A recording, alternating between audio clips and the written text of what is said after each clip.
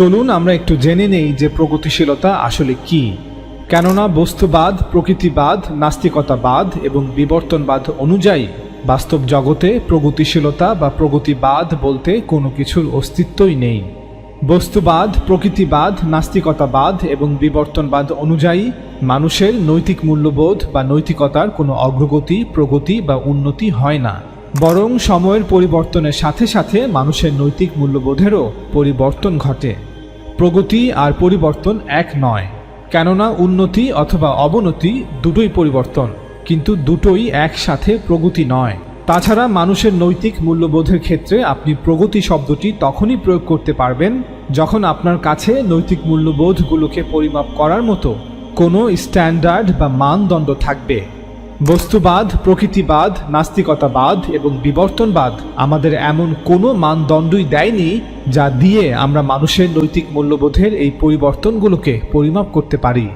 তাহলে কোনো কিছুকে পরিমাপ না করেই প্রগতি দাবি করাটা কতটুকু ন্যায্য?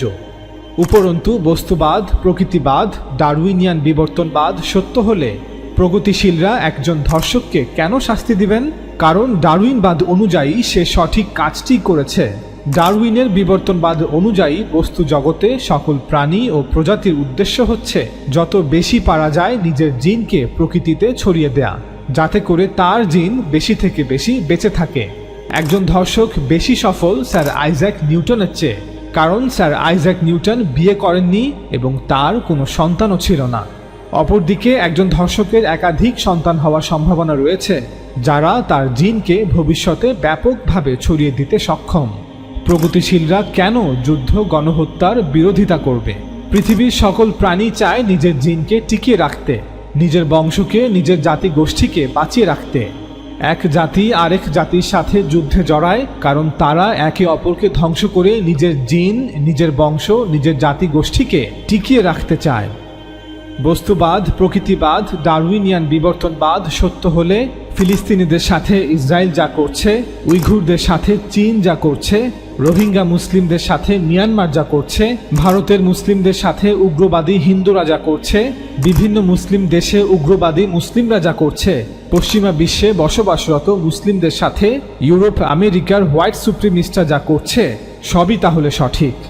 কারণ ডারউইনের বিবর্তনবাদ মানুষকে বাধ্য করছে যে কোনো মূল্যেই হোক নিজেকে, নিজের জিনকে, নিজের জাতি গোষ্ঠীকে টিকিয়ে রাখতে হবে।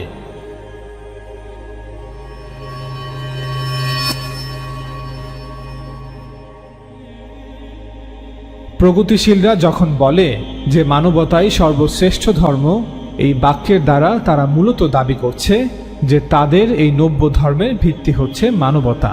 মানবতাই সর্বশ্রেষ্ঠ ধর্ম এই বক্তব্য সম্পূর্ণ অর্থহীন।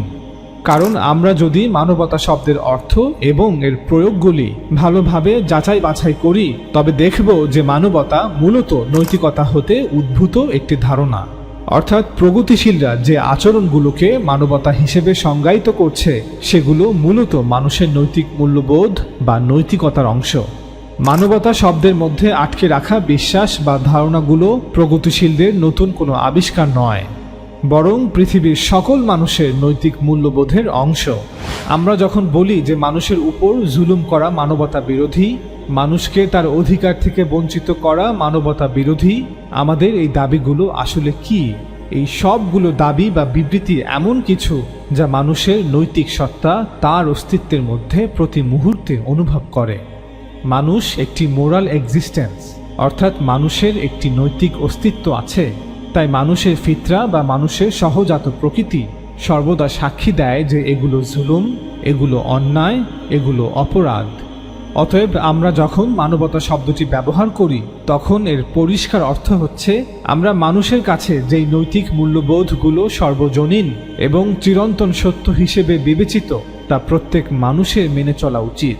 তাই মানুষকে তার নৈতিক মূল্যবোধগুলো মেনে চলার আহ্বান জানানোর সাথে মানবতাই সর্বশ্রেষ্ঠ ধর্ম এই দাবির কোনো সম্পর্ক নেই। এই সর্বজনীন নৈতিক মূল্যবোধগুলোর বিষয়ে পবিত্র কোরআন দুটি সুন্দর ও উপযুক্ত শব্দ ব্যবহার করেছে, মারুফ এবং মুনকার। মারুফ বলতে সকল ধরনের ভালো কাজ, সৎকর্ম, কল্যাণকে বোঝায়, যা সর্বজনীনভাবে স্বীকৃত। উদাহরণস্বরূপ ক্ষুধার্তকে অন্ন দান, বস্ত্রহীনকে বস্ত্র দান, গৃহহীন আশ্রয়হীনকে আশ্রয় প্রদান, অসহায় মানুষের সেবা করা, পরের উপকার করা, এগুলো সবই সৎকর্ম, ভালো কাজ, কল্যাণকর কাজ।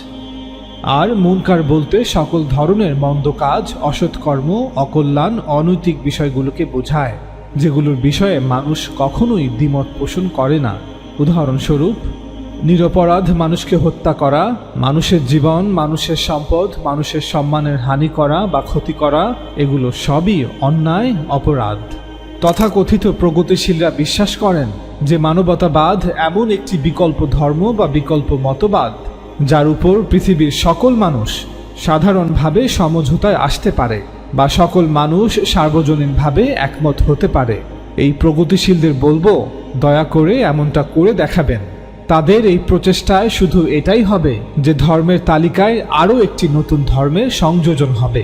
পৃথিবীতে এই আধুনিক যুগেও কত ইজম, বিশ্বাস, মতবাদের সৃষ্টি হয়েছে। তাদের এই উত্থান কি বিশ্বের অন্যান্য মতবাদের অবসান ঘটিয়েছে? তথাকথিত প্রগতিশীলদের এই নব্য মতবাদ মানুষের সহজাত প্রকৃতির ত্রুটিযুক্ত পর্যবেক্ষণের উপর ভিত্তি করে দাঁড়িয়ে আছে। তারা কি জানে না যে মানুষ সত্তাগতভাবে স্বাধীন চেতা? সে তার জন্মের সময় তার অস্তিত্বে এই অধিকার রাখে নিজের জন্য সে কোন মতবাদকে বেছে নেবে।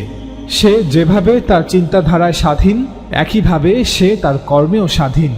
তবে হ্যাঁ, মানুষ প্রদত্ত ধর্মীয় ব্যাখ্যা, মানব সৃষ্ট রাজনৈতিক পরিস্থিতি, মানব সমাজের মহান চিন্তাবিদদের মতবাদ তার এই স্বাধীন প্রকৃতিকে শৃঙ্খলিত এবং নিয়ন্ত্রিত করে রাখতে পারে। অন্যথায় স্বাধীনতা তো মানুষের অস্তিত্বের অংশ।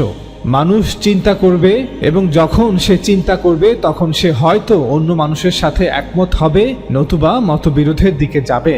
মানুষের চিন্তা তাদের সমাজে মতবিরোধ সৃষ্টি করবে, এটাই স্বাভাবিক। এজন্যই পৃথিবীতে এত মতবিরোধ। যদি কখনো পৃথিবীর সকল মানুষ মানবতাবাদ কি এ বিষয়ে সিদ্ধান্ত নেয়ার জন্য একত্রিত হয়, তখন আপনি দেখতে পাবেন যে তারা সেই বিষয়গুলির সাথেই একমত হবে যেগুলো আমরা মানুষরা ইতিমধ্যেই আমাদের নৈতিক মূল্যবোধ হিসেবে গ্রহণ করেছি। অর্থাৎ নিরপরাধ মানুষকে হত্যা করা, মানুষের জীবন, মানুষের সম্পদ, মানুষের সম্মানের হানি করা বা ক্ষতি করা, এগুলো মানবতা বিরোধী। অপরপক্ষে অসহায় মানুষের সেবা করা, পরের উপকার করা, এক কথায় মানুষের কল্যাণে সকল প্রচেষ্টা, সকল প্রয়াস মানবতাবাদ। আমরা এই সংক্ষিপ্ত আলোচনা হতে এটা প্রমাণের চেষ্টা করলাম যে যেহেতু মানবতা, মানবতাবাদ মানুষের নৈতিক মূল্যবোধ বা নৈতিকতার অংশ এবং মানুষ এই নৈতিক মূল্যবোধগুলো হাজার হাজার বছর ধরে ধারণ করে আছে, সেহেতু পৃথিবীর ধর্মগুলোকে টার্গেট করে বিশেষ কোনো উদ্দেশ্যে মানবতাকে বিশেষায়িত করার কোনো প্রয়োজন আছে বলে মনে করার কোনো কারণ নেই।